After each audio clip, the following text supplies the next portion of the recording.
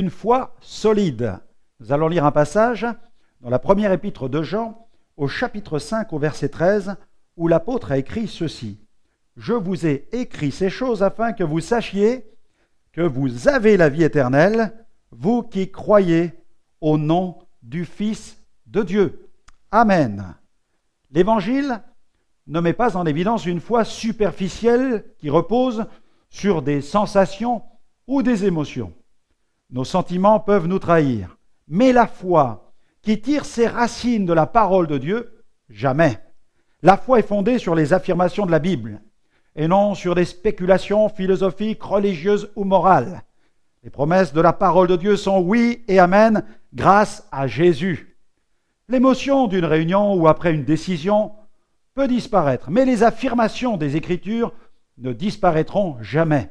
Je suis sauvé, non parce que je me sens sauvé, mais parce que ma foi en Christ trouve sa réponse dans la Bible.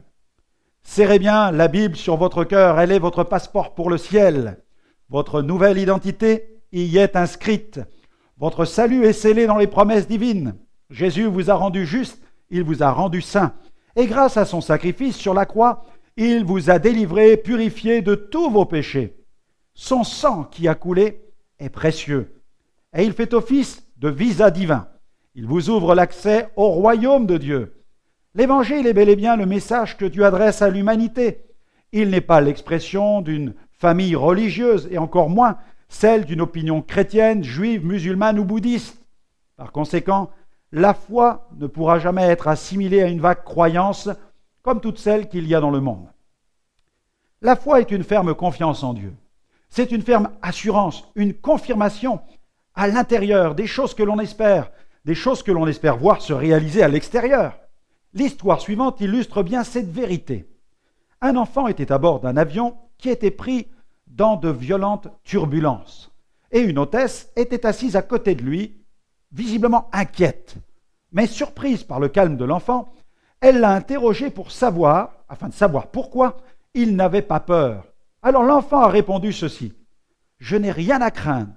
Mon père est aux commandes, c'est lui qui pilote cet avion. » Le Seigneur ne promet pas une traversée facile, mais il vous assure une arrivée à bon port. Ayez foi en lui et laissez-le piloter votre vie. Il vous fera alors entrer dans une merveilleuse destinée qu'il a prévue pour vous. Voilà la prière que je vous recommande aujourd'hui. Seigneur, pardonne-moi pour mes craintes et mes doutes qui m'empêchent de te faire pleinement confiance. Viens au secours de mon incrédulité. Aide-moi à marcher par la foi, quelles que soient les circonstances que je traverse. Amen.